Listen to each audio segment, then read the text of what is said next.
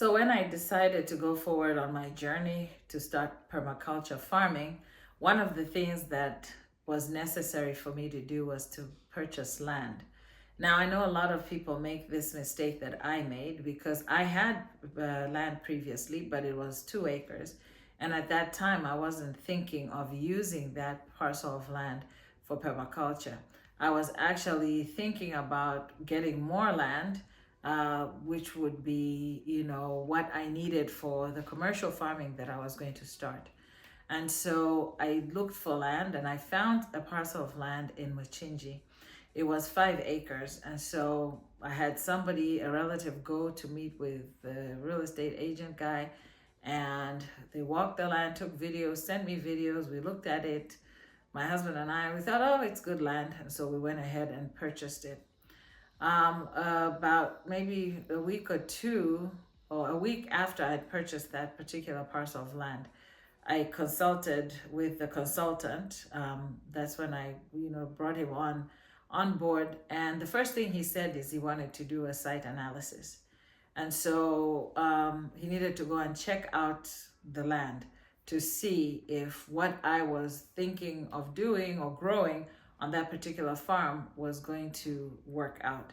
And so when he came back, he told me, he says, well, he looked at the place and he told me what was right and what was wrong with it. And for what I needed to actually grow, that wasn't the place we could use. And so here it was, I'd already purchased this parcel of land, and the plans that I had, which were not going to work on that parcel of land. So I ended up having to now buy another parcel of land for 5 acres, which was across the street, but thank God it was available. And before I purchased that, I had the consultant come and check it to make sure that it would work for whatever we wanted to be, growing at the farm. I bring up all this to say a lot of times there are people who are buying land and just buying and thinking, oh, I can just turn this into a farm. Sometimes it can work and sometimes it can't, because it depends on what you plan to grow. So if you're thinking of starting a farm, and I know other people have already established farms, that I'm speaking to here, but there are those of you who want to establish a farm and start permaculture farming. One of the things that's very important is to make sure that you check the soil, the climate in the area where you are or where you plan to grow, and what can grow in that particular soil and climate. Before you go out and spend buying seed and all that, you need to first find out those particulars.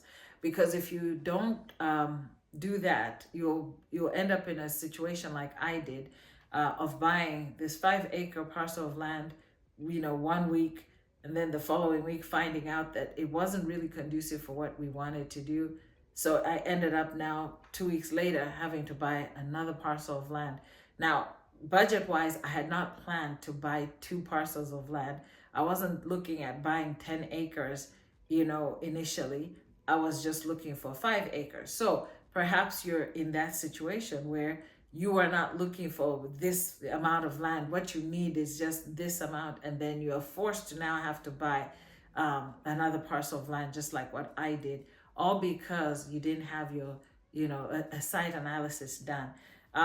With our farm manager on the ground, if you're in Malawi, we actually do consultations on that, where he goes and does a site analysis, and he'll tell you, the type of soil you have, the climate, and all that stuff that is needed for you to be able to use that parcel of land. So what we do is, with like new clients, we just tell them, don't buy. If you're planning on purchasing, don't buy until we check out the land. Now, if you've already purchased the land, we can still do a site analysis and let you know what you can grow and what you can't grow, and depending on the climate, depending on where your parcel of land is. Now, I know a lot of times, like for instance in Malawi, we just go by the fact that, oh, people here, they grow this, and people here, they grow that. And that's well and true. But you'll find that there are times that something is not working. Why is this not growing the way it's supposed to grow? And so in a growing season, you lose probably seed, you lose a lot of funds, because you've, invested, but then you didn't get the result. You didn't get the type of harvest that you wanted. And I've gone through challenges like that where we've grown a crop in a particular area, but of course, because of drought, because of something else, we didn't actually get what the kind of harvest that we wanted. It's a learning process in farming. I'm still learning. There's things that we're learning. We grow something and then we see, okay, this didn't work out the way we wanted, or what did we do wrong? And so you have to go back to the drawing table and say, okay, where did we go wrong with this? Why didn't this work out? And why did it's not all the crops that will work out all at once at the same time. There's like a test and a test and trial kind of situation, when there's certain crops that you'll grow that they'll do really well, and there's certain crops that you'll grow that might not do so well on your particular land, but maybe somebody else a few feet away, they're doing very well with that. And so there's always wanting to check out what is going on with the soil there, and so that's why we do a lot of like the site analysis. We want to check to make sure that is this conducive for what you want to grow. You don't want to just say, I'm going to have a farm. Remember the last time when we spoke, I said you have to have, you've got to have a plan. What exactly are you planning to do? You're getting into farming, yes. Are you growing food as a supply? Are you growing food, for yourself, for your family? Those are all important questions that you must ask yourself. And then, of course, how much of it do you want to grow?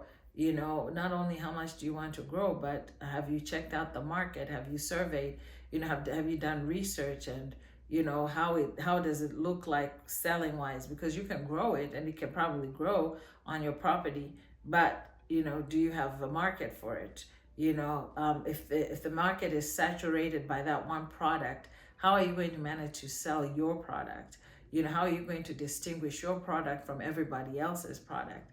All those things come to play. That's why prayer is key, because then you ask the Lord and he tells you exactly what to grow, and he gives you the buyers. That's how I do my farming. Though, yes, I'm practically using permaculture, but I'm also practically using the word of God and seeking God, seeking his direction.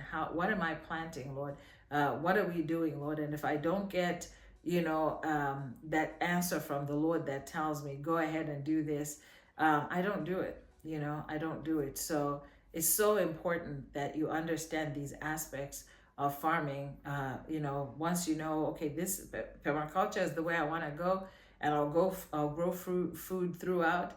There's some farms that, they're like on some of our farms, like in fact, the first farm, the one I bought, the 5 acres, we didn't really do much there. We left things. We had a lot of fruit trees that we found there. So we let those grow. We let a lot of the natural plants that grow out. So sometimes, again, you might have things that are growing there that you are not, well versed in, but somebody else knows exactly what this plant is, because otherwise you might chop it off not knowing that this is important. This is something that you don't need to chop off. It can be used as a herbal medicine, or, for, plant food or whatever, and so sometimes people will just, mow over things without knowing the use and the importance of that thing.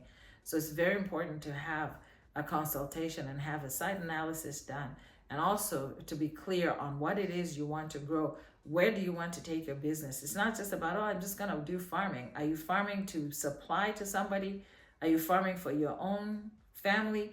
Are you farming for, manufacturing purposes, that will be manufactured somewhere? I mean, there's so many ways you can go in agribusiness, but you have to decide what it is exactly you want to do. So this all comes in when you are preparing or planning to buy that land. So in the planning stages and preparation stages, this has to be understood clearly. What is the purpose? I knew right from the get-go why I needed to buy 5 acres at that time was because I wanted to have a commercial farms. I wanted to be a supplier, to produce, agro food to different places, different parts of the world as a supplier. So I knew right from the get-go what I wanted to do. And I wanted it to be a commercial farm. So right from the get-go, when we started doing everything, we knew it was a commercial farm, so you've got to know that, if you don't understand that, then it'll be difficult for you to connect. Even when the Lord is showing you things, it'll be hard for you to connect with people or with the resources that God is making available for you.